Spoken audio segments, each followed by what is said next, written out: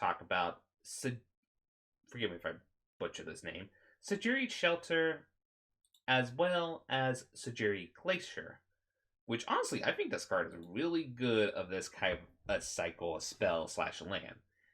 Because this type of spell you normally would play in a deck. Target creature control gains protection from color of your choice until end of turn. Perfectly fine instant spell.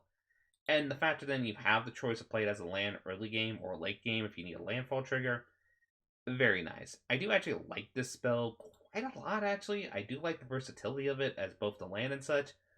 But I will still state, as I stated before, with the Mythic land and all this land cycle, keep in mind Field of Ruin is a card. So be very cautious about that, is all I'm saying.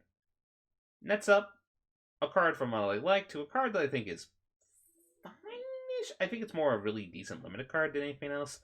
Connie Ambush, tuna green for an instant. Target creature you control fights target creature you don't control. And then it has the choice to become a tap green land, which is in this case the Khanis a territory. I will say I do like the art for this, but as for the card itself, it's awkward because usually prey upon type effects you usually want to spend one mana. The fact that this is instant speed, I guess, is kind of why we get the upgraded price. Because yeah, I guess a free mana fight effect is a lot more better than the 5 mana fight effect they try to make us play in Ikoria. So I guess instant speed does upgrade this spell a teeny little bit, but I really have to see it in play. I don't think it's amazing, but this is the one that I will say that I might be wrong on. Maybe it's a lot more better because the fact that it can become a land, but I'm not seeing it if I'm being honest. One that I do kind of see, and this is probably showing my biases here, Belaged Recully, 2 and a green for a sorcery spell, return target card from your graveyard to your hand. So, very nice, and it also has the choice to become Belaged Sanctuary, which is a tap green source. Yet again, it's kind of like Sajiri Shelter. I do not mind playing a 2 of these type of spell effects of returning a target card. The fact that this says card makes this a lot more powerful than usually these type of regrowth style effects. So the fact that happens is you can return any card, you can return a land card, you can return a creature, instant sorcery, planeswalker, whatever. The fact you can do that is really nice, and if you don't really need to return anything, maybe your opponent hates out your graveyard and such, you still have the choice of this entering in as a land, which I think is perfectly awesome. So yeah, keep an eye. I think this is good. Next up, we also have Okum Akum Okum Akum Okum Minotaur Warrior, 5 and a red for a 4/5 with trample that has a choice of being a tap land, which is Akum Teeth. In the interest of battlefield tap. This one I'm going to say maybe in the mono red decks they might consider this as a 1 or 2 of, just as a source of being like, if we need to play a tap land early, sure, and then we can play a late game threat, fine. A 4/5 with trample is not bad, don't get me wrong. But I do think this is one of those cards where I think it's more going to be applicable in limited than I would say in constructed, in my personal opinion. Next up, Anti-Cognition. 1 in a blue for an instant spell, counter target creature or planeswalker spell unless its control pays 2. If an opponent has 8 or more cards in their graveyard, instead counter that spell, then scry 2. I think if you're playing blue-black mill, this is kind of like an auto-include as a 2 of. I think it's very good. Don't underestimate the factor that this can counter planeswalkers, especially with Ugin in the format, so keep that in mind. Is it as good as Negate? No, but many people are not realizing that Negate is being rotated out of standard. So, yeah, this is probably going to be our closest thing to Negate. And if you're playing this in the blue-black mill deck, then the fact that this can, if you have the condition of the opponent having 8 cards in their graveyard being a counterspell that makes you scry, that's really good. So, yeah, I think this card will actually see a lot more play than people take at first glance, mostly because the aspect of it is that we don't have Negate in the format. We still have stuff like Essence Scatter, we do have Mystical Disputes, but I think Anti-Cognition is going to be a very nice card to at least keep in mind, let's just say. Next up, Kitesail Cleric, a 1 mana 1/1 flyer that has a kicker for 2 and a white, and if you kick it, you tap up to 2 target creatures. Maybe in the blue-white flyers deck, I could see this, especially if you need to have a finisher and such. This could be played early, and this can also be played as a finisher to tap down opponent's creatures so you can swing in for lethal. I think it has some applications. Though, it'll be interesting to see if it makes the cut. We are getting actually a lot of pretty decent flyers with blue-white flyers deck, so it'll be kind of interesting to see if this one will make the cut. At worst, it's still a 1-mana 1/1 flyer, which you will play that, and in the factor that you have the kick across, you will probably want that, so I see a chance. Next up, Korra Blade Master. Okay, this card is kind of good. It's 1 in the white for a 1/1, which, okay, with double strike, so it attacks as a 2/2. However, equipped warriors you control have double strike. Now, as stated before, we're getting a lot of combat trick style cards in the format that can allow us to get equipment on pretty quick. So the fact that we can make some potentially very powerful warrior cards have double strike in an instant, very, very nice. Now granted, it doesn't really matter when you're playing cards like Embercleave, but it does matter when you're playing cards like, say, Shadow Spear, for example. Or even if, I guess I could make an argument for that mace if you give a warrior creature menace and double strike, that's actually pretty saucy. So, yeah, I like this card. I'm definitely keeping my eye on it, especially if I'm doing the Mardu artifact shenanigans deck, kind of like equipment shenanigans. So I'm gonna keep my eye on this card. And of course, this is probably, I don't know, maybe it's an auto-include in Surgerin. Well, probably not, since the majority of the creatures in there are knights. I don't know, maybe. Next up, Seafloor Stalker, 2 in a blue for a Merfolk Rogue. It's a 2/3, and it has activated ability of 4 in a blue, but it can be discounted pretty much 1 each for the party mechanic. But it gets +1 until end of turn and it can't be blocked this turn. More of a limited card if I'm being honest. Yes, if you do the party-based mechanic, the fact that if you can get a full party 1 blue to make this unblockable is really nice. But it doesn't have any way to protect itself, so it could actually die to a lot of removal in the format. So, I think it's more going to be a good limited card. I think this is actually going to be a little bit of an annoying limited card in my opinion, but for standard, nah. Next up, Arden Electromancer, 2 in a red for a human wizard. Okay, keeping my eye on that. And when it enters the battlefield, add a red mana for each creature in your party. Okay, so this one is decent. I'm going to say that, but there is definitely some jank you can do with this card. The fact is, with this card, if you at least get at least 3 members in your party, the fact that this can be a free mana discount itself essentially to play this for free, this is kind of like a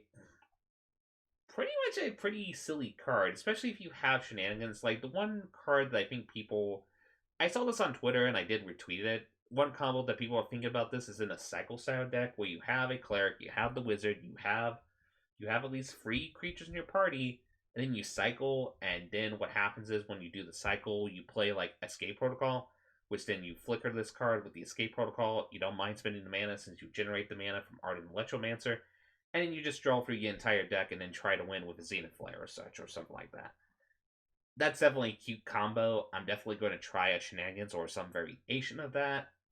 But do I think it's going to be a competitive applicable card?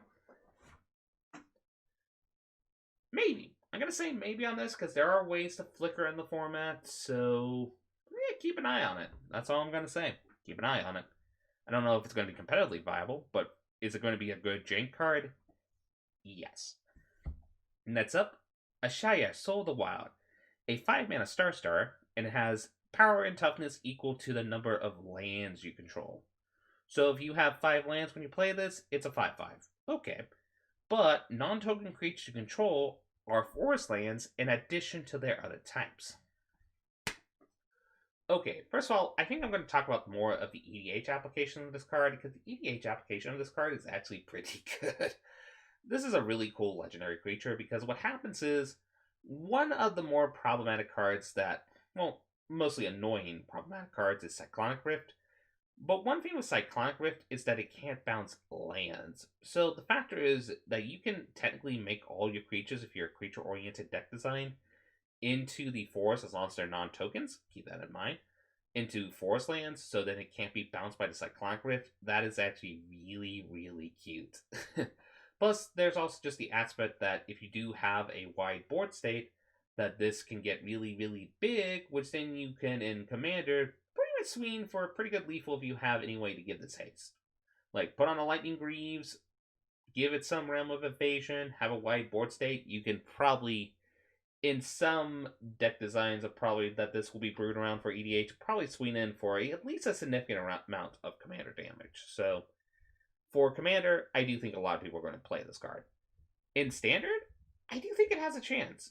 Remember, there is a lot of ramp currently in the format, and there's a lot of ramp with mana dorks.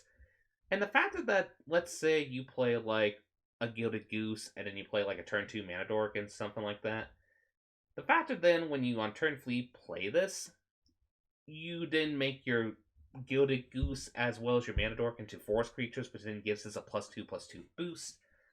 The fact that that becomes a lance will still make this quote-unquote still attack as a 5/5, even though you don't have 5 lands on the battlefield, technically speaking. So, I think this card actually has potential for Constructed. The only catch is it doesn't have any realm of protecting itself, so it can die to any spot removal that you can think of, so... Yeah, I definitely want to keep my eye on it, because I do think it has a chance. But it is also, I could also see it seen more in the EDH shenanigans. Honestly, I think this is mostly going to see its main play in EDH, honestly. Next up, another Goblin. Yay. Sneaking Guide, 1 red for a Goblin Rogue. And it has an activated ability of 2. Target creature with power 2 or less can't be blocked this turn. For the Goblin Party deck, sure, but honestly, we do have Conspicuous Snoop as our other rogue, so maybe if we need more rogues in the Goblin Party. So, I like the card, but it's not great. I'm going to say that. It's not that great. It's more just a janky card. Next up, Kaza, Royal Chaser. Speaking of a good card, though, a 2 mana of the Izzet variety, Human Wizard that's a 1/2 with flying and haste, and it has an activated ability that you can tap it. So you can tap it as soon as you play this if you want to, but you're probably going to tap it later. And for the reason why is because the next instant sorcery spell you cast this turn costs X less to cast, where X is the number of wizards you control as the ability resolves. This is pretty decent. I'm not going to lie. This is actually a really, really decent card. And the reason why I'm saying that is just the factor is, at the worst, it's a 2 mana 1/2 with flying and haste. So if you're playing like a Flyers deck, you can just swing in for quick points of damage, and get incremental pings. That's perfectly fine. And then the factor that if you have at least this as your single wizard, just being able to use it as a mana dork for a spell like a turn 5 spell then becomes a turn 3 spell, or a turn 4 spell, and then a turn 4 spell becomes a turn 3 spell. Then if you have more wizards on the battlefield, then the discount will then get even further. I definitely like this card a lot. I'm going to keep my eye on it. Now, keep in mind, this is a card that can be interacted with. So if you do try to activate the ability, if it's like the only wizard on the battlefield, and then it gets killed by spot removal, then you're not going to get the mana discount. As it stated before, it's when the ability resolves. So if someone replies to the ability on the stack and kills all your wizards, you're not going to get a mana discount whatsoever. So keep that in mind. But I still think this is a really good card. I do think it's going to be a fun commander/brawl card. So keep an eye on it. It's actually pretty good. Next up, a card that I actually might consider for the Goblin Party deck that's a rogue besides Conspicuous Snoop. Grotag, Night Runner, 2 and a red for a Goblin Rogue that's a 2/3. And when this deals combat damage to a player, outside of the top card of your library, you may play that card this turn. Remember, you can actually play lands with this. So, the fact that you can play lands with this kind of helps with the Conspicuous Snoop problem, where you kind of have the problem of having lands on the top of your library. If you have a way to give this evasion and swing in for the 2 points of damage, then you can exile that top card, play that land if it's not a land you played this turn, and then essentially, hopefully then maybe see a goblin on top, and then play that goblin on top with Conspicuous Snoop. So, if I was going to add an additional road to the Goblin Party shenanigans, this will probably be it. Besides that, though, I think this is more limited, with maybe some potential constructed applications. If you're doing mono red goblins, you probably will give it a shot at the very least. But like for a party deck, there are better rogues. But I do like this one, I will say. I personally like it, but I don't think it's constructively viable, per se. Next up, Demon's Disciple, 2 and a black for a free 1 human cleric. When this enters the battlefield, each player sacrifices a creature or a planeswalker. It's Playcrafter. It's not as great as a Playcrafter though, since you can't force the opponent to discard a card if they quote unquote don't have a creature or planeswalker to sacrifice. So you are doing this for the Edict effect. That being said, this card always has a fringe of seeing play, so you always have to keep it in mind in the format. So it's a good card, but whether or not it's going to see like competitive play, it's really dependent how the format shapes up. It's a format dependent card. If you see problematic creatures that you would rather destroy with an Edict effect, you probably play this, or honestly, if we're being legit honest, you probably only play this if you're doing the Cleric synergy, because if we're being legit honest, you probably want to play Soul Shatter. Just saying. But still, it's a good card, so it has a chance. Next up, Into the Roil. I kind of know the translation of this. It's a 2-mana kick a spell, which then you can spend 1 in a blue to kick it. And if you do, technically the initial spell is bounce a target permanent. Non-land permanent, I believe, if I remember correctly. Yep, target non-land permanent. And then if you kick it, you draw a card. This always sees play in Standard, so it's something to keep in mind. It's a good card. It does see its play, so keep in mind. One that's, I think, good for Limited, but not much else. This is Cooperative Pyrotechnics, as Scryfall jokingly calls it. 4 and a red for an instant, and it deals 4 damage to target creature, and X damage to target creature's controller, where X is equal to the number of creatures in your party. So, at worst, if you don't have a party, this still will deal 4 damage to target creature. This is a limited removal spell that does have an incremental benefit with the party being able to deal damage to the opponent. So yeah, there are going to be times where people will finish you off with this. That's kind of cute. But I think the majority of the time it's just going to be a removal spell. So it's fine for limited. I don't really see much constructed application. Now, one card I do think has a constructed application is Beast Rider Sky Temple. 1 and a right for a core cleric that is a 1/3 that when it enters the battlefield, you gain 2 life. So a 1/3, perfectly static 2-drop minion. Oh, and you can also have the choice if you need to make it enter in as a tapped land that taps for white mana.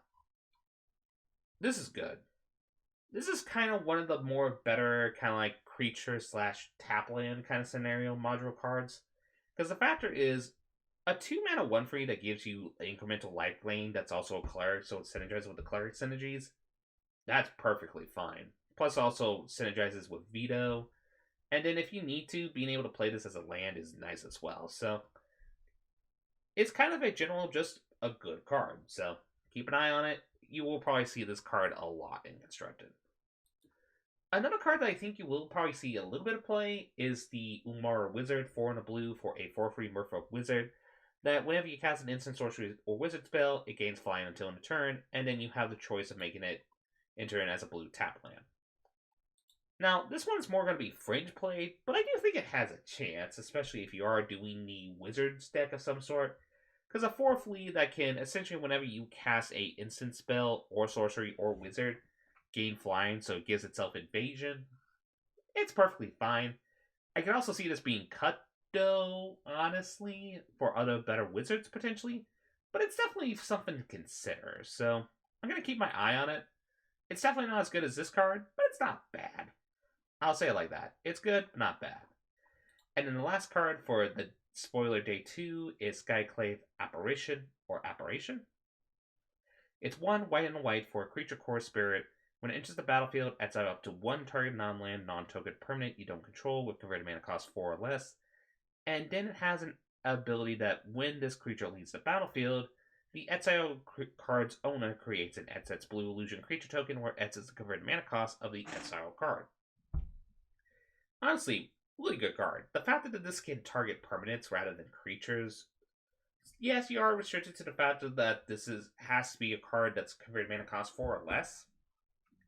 But a lot of the more powerful planeswalkers, bar Ugin, of course, is around the 4 to less range that is still going to be standard proof rotation. So the fact that this can remove any problematic creature, any problematic planeswalker, and problematic enchantment of the 4 or less variety, that's really good. And then the fact that when this leaves, they don't get the card back, but instead they just get a token, which is a Exet, depending on the converted mana cost.